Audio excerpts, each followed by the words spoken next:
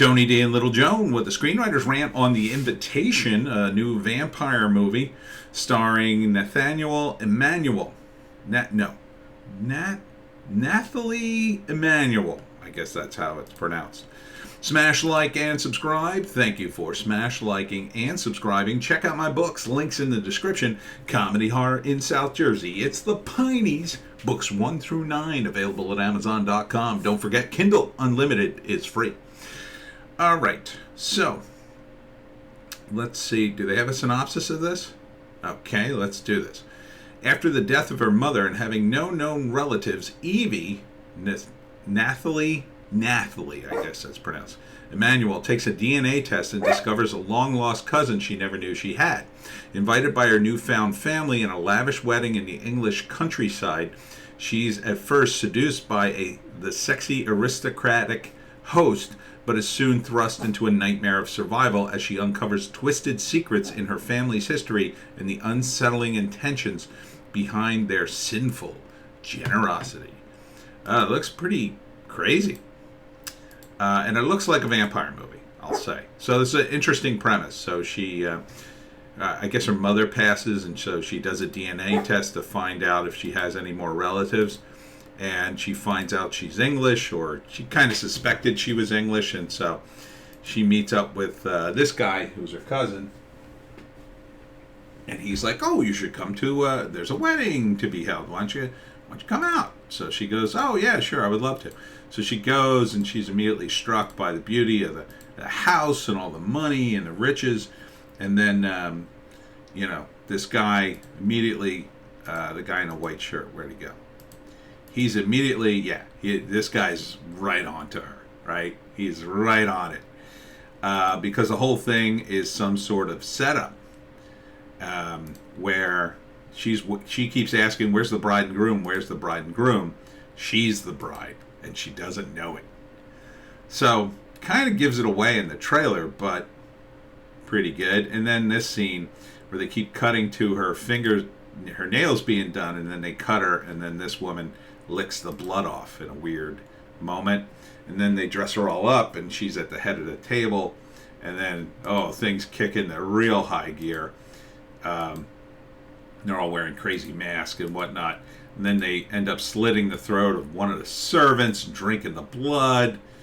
So this appears to be a vampire movie. Appears to be, where the vampires have been ensconced for hundreds of years, and they're super arrogant, and then she's going to end up slaying them all. Oops. What the heck did I do? I hit the wrong thing. Okay, there we go. So great. Yeah, I like the setup of this. It's a good setup, right? It gives you an excuse why the main character, would be female as the protagonist. So it's not just hammering a woman in a man's role or something like that. It makes sense because vampires often prey on women. That's their primary source of nutrients, as they say. Anything else on this? Directed by Jessica M. Thompson, starring Nathalie Emmanuel, Thomas Doherty, Stephanie Cornelissen, and Alana Bowen. Yeah, looks good. So first act probably be, her in America doing some research. Her mother passes. She's sitting with her friend. She does a DNA test, finds these long-lost relatives, contacts a cousin who is elated to hear from her. And that all makes sense, right? That part of it makes sense. They have dinner, and he just sort of says, "Oh, you should come out, and there's a wedding, and it'll be a big deal." And at first she's kind of like, "Well, I don't know about that," but he's like, No, the family really wants to meet you." All seems normal. So she goes. It's a fantastic house and not crazy, but like very rich family. She's overwhelmed by all the niceties, the servants. Look at that place. As a cool place. Oh, it's been in the family hundreds of years. I mean, this is all relatively normal, right? This is probably all wind up in the first act. Second act. Things are a little odd here. She doesn't meet the bride. She doesn't know who the groom is. Things have been they keep saying, oh yeah, we're gonna have this big wedding and everything. Like, when's it happening? Where are they? And they keep putting her off, putting her off, putting her off. Slowly but surely, she starts to realize there's some weird stuff going on. And then the big moment is when the guy who's seducing him, and this is from the producer of The Curse of the La Llorona, which I did see the trailer of that. That looked pretty good. That looked pretty good, by the way. So I don't know if some of the other actors and production people are from that movie as well. So you got the whole crazy mask vibe, eyes wide shut vibe going on here. So then things really kick up when basically she realizes she's the bride. This is probably, I'm going to say about midway through the movie, right? They slit the throat of one of the servants and drink her blood. Ugh, it's gross. It was gross in the trailer. In the movie, it's going to be absolutely really gross. And then she's trapped. She tries to get out. There's just too many people. She's been there too long. They set this up from the beginning. Looks like he's drinking her blood too, probably keeping her a little woozy. She eventually escapes at some point to a local house, has the guy call the police for her, but really he's calling the vampires, and clunks her over the head with the nearest heavy object. And she ends up back in the house for the marriage. And then the third act, or rather the climactic battle, is her at the wedding, probably a bit of a wind-up, where she's like getting ready, accumulating the things she needs to kill the vampires or kill. I'm pretty sure they're vampires. Maybe they're just weirdos who drink blood. That might be the case. They are outside, so maybe they're not vampires, but I did see fangs in some of the stills. So I guess they're the vampires that go outside, or maybe not all of them are vampires. Anyhow, she's going to kill him. She's going to go out fighting. So the climax of the movie is she gets in the bride outfit, starts wailing on vampires because she hid a weapon on her person. And, they think she's going to go along with it because they're so arrogant, and then she starts killing everybody. And that is where, the stuntmen have to now do their work.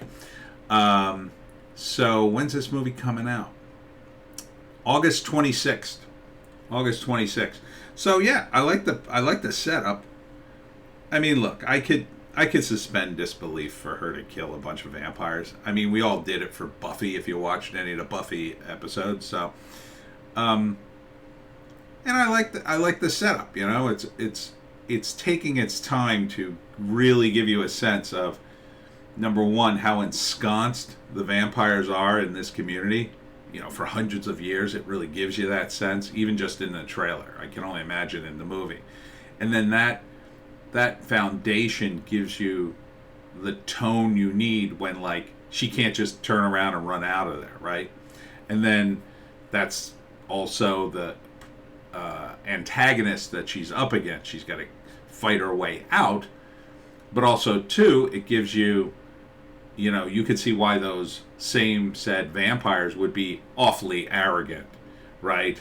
Would be like, well, she's going to try to escape, but they all do that.